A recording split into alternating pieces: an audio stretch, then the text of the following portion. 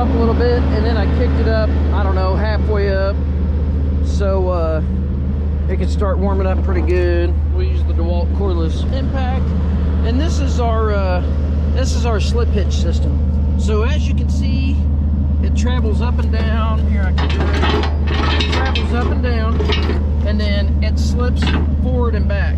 Let's get a good view. Forward and back.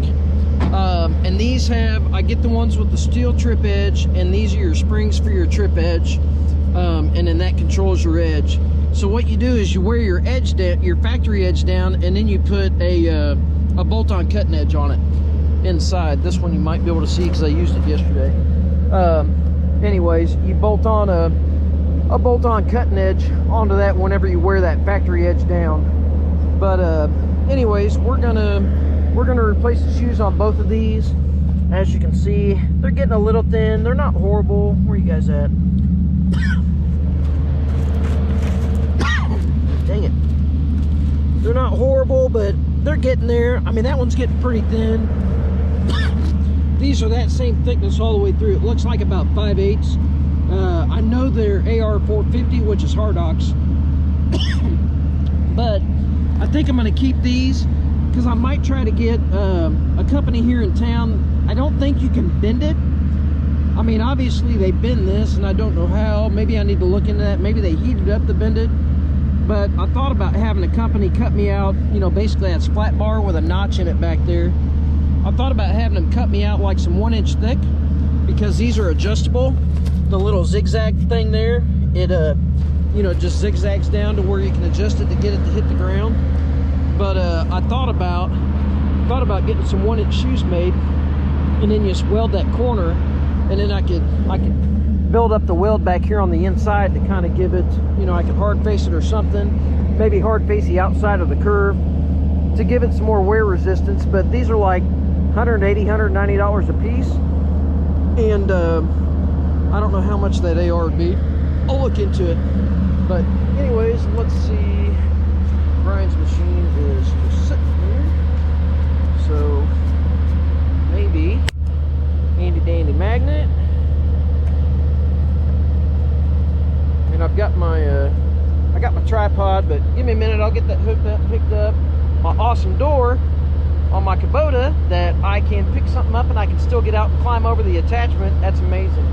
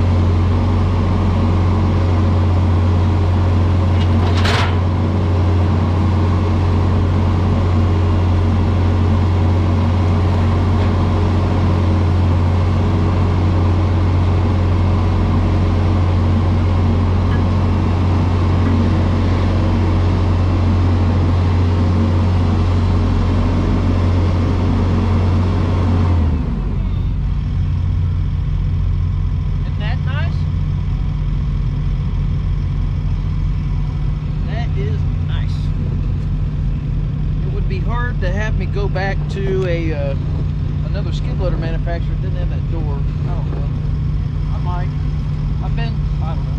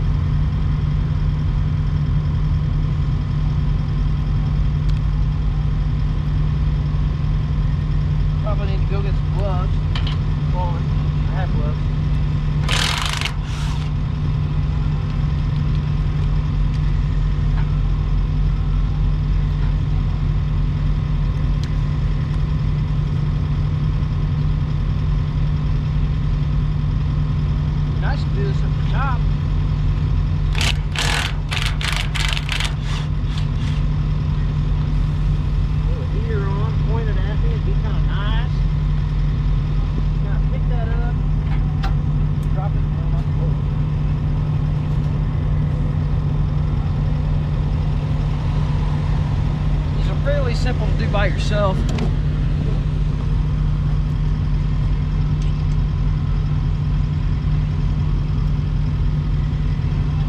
Pick it up, slide it out,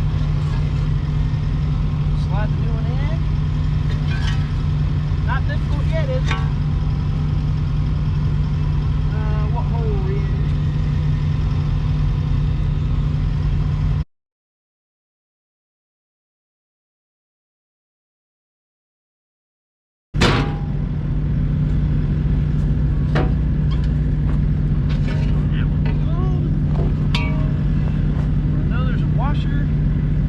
Somewhere right there that popped off of that.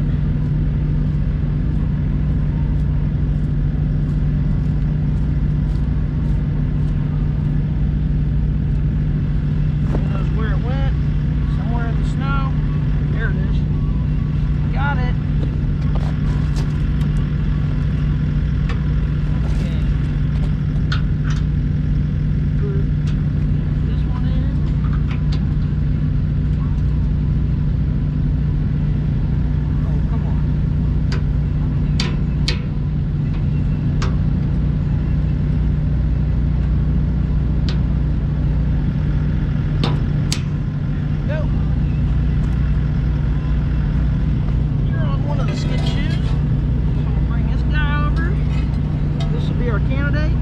This hole on the previous one, so we'll go to this hole, hang him,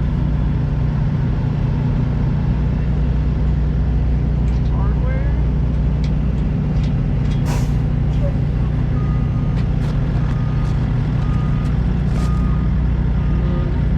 and me with my little short arms, I can usually reach that one on the inside.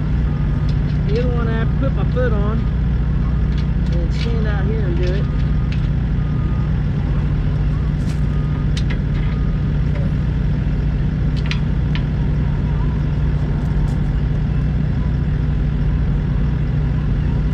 This is kind of irregular weather for us.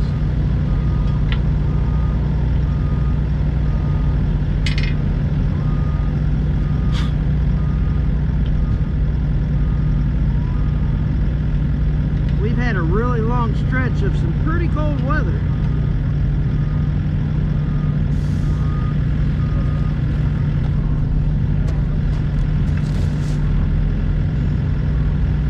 That's even with the cutting edge.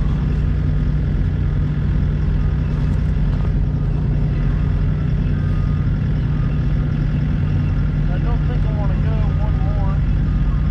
It'll probably be too much.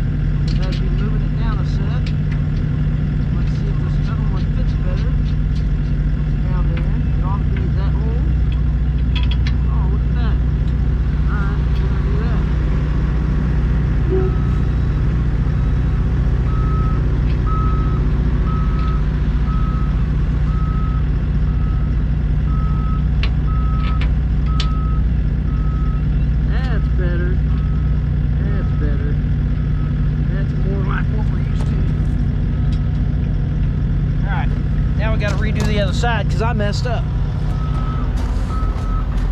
See what I did? See how that shoe's running uphill a little bit? I hit the wrong hole up there. I should have moved it all down. My main support's down a hole and I did not. So let's probably sit you guys there. There you go. Neat camera angle sitting off the tooth of a bucket. Now, I should have realized that, but I didn't. People make mistakes. I make them all the time. And I'll show them.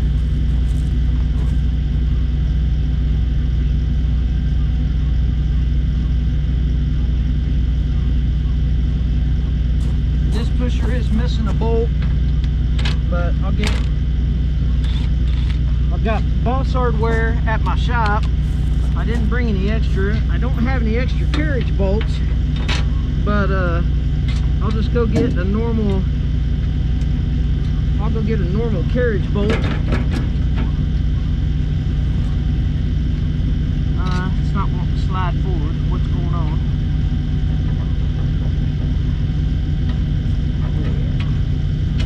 Should be in that one.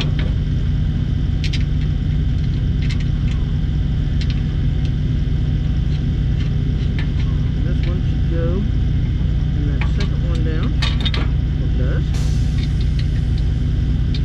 So what I'll do is I'll pull a bolt out of my 8-footer that I run on my machine, and I'll put it in here, and then I'll leave mine with an empty bolt hole to where I'll have to start my machine up, pick it up. I'll bring my impact, or I've got a breakover bar in the truck all the time, but I'll pull one out of this pusher behind me, and we'll put it in that position.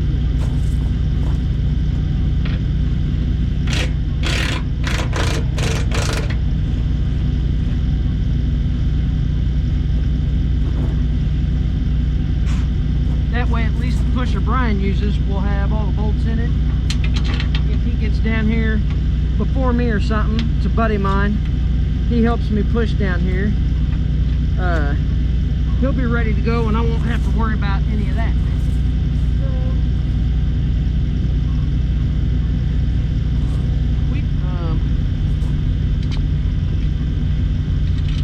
Obviously, I usually do it right the first time, but I haven't had to do these two for a couple of years because we really just haven't had a lot of snow. These are factory shoes on these boxes.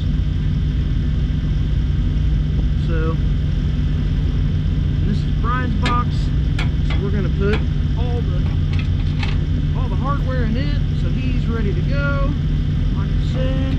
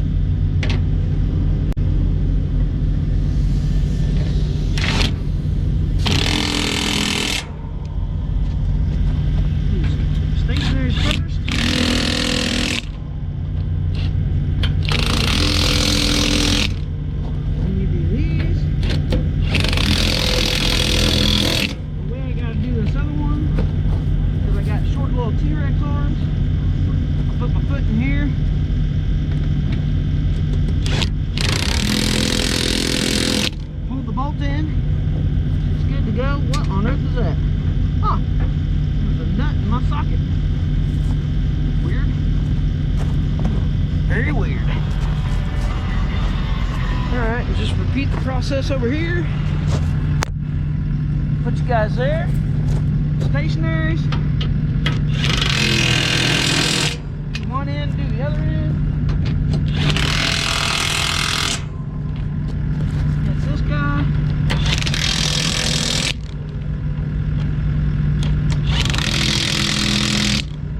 And short people, follow me.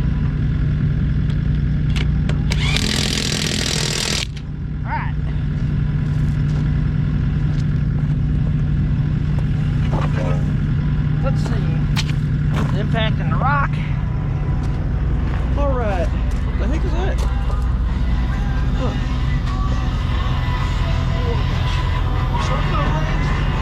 I'm short, guys. I don't know what to say, but besides I'm short.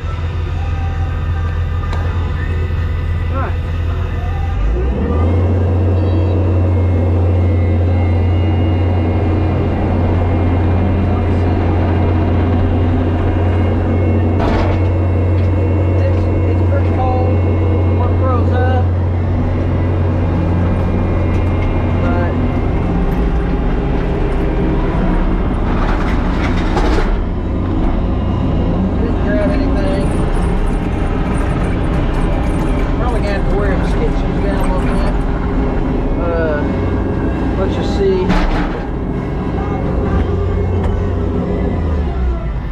bed of the skid shoes be a little high instead of having that cutting edge. Man, that ain't gonna work. We're gonna have to go that next set of bolt holes down, just wear that cutting edge in, because we can't fly with that. I mean, I can see a 1/2 inch under it. So all right, well, that's replacing the shoes on a Boss. It's a SK. This one's a 10 foot. I've got an 8 foot. I run an 8 foot on my SVL 65. It could run a 10 foot, but I have an 8 foot and a 10 foot. So the faster machine runs the 10 footer. I run the 8 footer. Obviously, wheel machine's going to be faster. I'm gonna repeat what I just did and move those up another set of bolt holes, and we'll just have to wear in that cutting edge. But at least it'll scrape really good. And it might have been because my shoes were sitting on snow. I don't have a clear area here, but it'll move it up about that much to where it'll sit right there. It'll clean really good after that. But anyways, we'll repeat what we just did. That way we'll move that one up probably 3 holes like I did this one, because they both have about the same wear on the shoes and the cutting edge. But we'll get this done up and we'll be ready for the next storm. So, and if you see the parking lot, they told me not to do anything last time, and there's not a lot in here. I mean, you can see there's not a lot in here. I mean, the box properly adjusted, it'll take this off, but there's just not, there's like a quarter inch of pack. There might have been a 1/2 inch of fluffy snow, and they told me not to worry about it. So we didn't worry about it, and it stayed 7 degrees for the last week. Wasn't supposed to do that, but that's what it did. Anyway, so now we're with this, but we're gonna have snow the next 4 days. 30 or 40% chance, not a lot, but anyways, it's probably gonna flurry like it's been doing. So we're gonna come down and salt the living heck out of it, and maybe push it off and salt it again. But anyways, I'll get these switched back out, get that one done, and we'll be ready to go. So watch out for some videos with the SVL 65 pushing snow with a Boss SK 8 foot. It's an 8 foot pusher. That's what's usually on my machine. Unless it's something like this, we'll put the 10 foot on it. Brian's not running, we'll put the 10 footer on mine. But if he's here, he runs it because he's faster. I mean, just how it is. But I am thinking about buying a tractor. I'm kind of shopping for a tractor right now, so we'll probably buy another 10 footer for the tractor if we end up buying one. I don't know, but watch out for that video. We may be getting a new tractor. We're shopping. We're looking at orange and we're looking at green. Have a good day. Like and subscribe, and thanks for watching. I definitely appreciate it. Have a good one.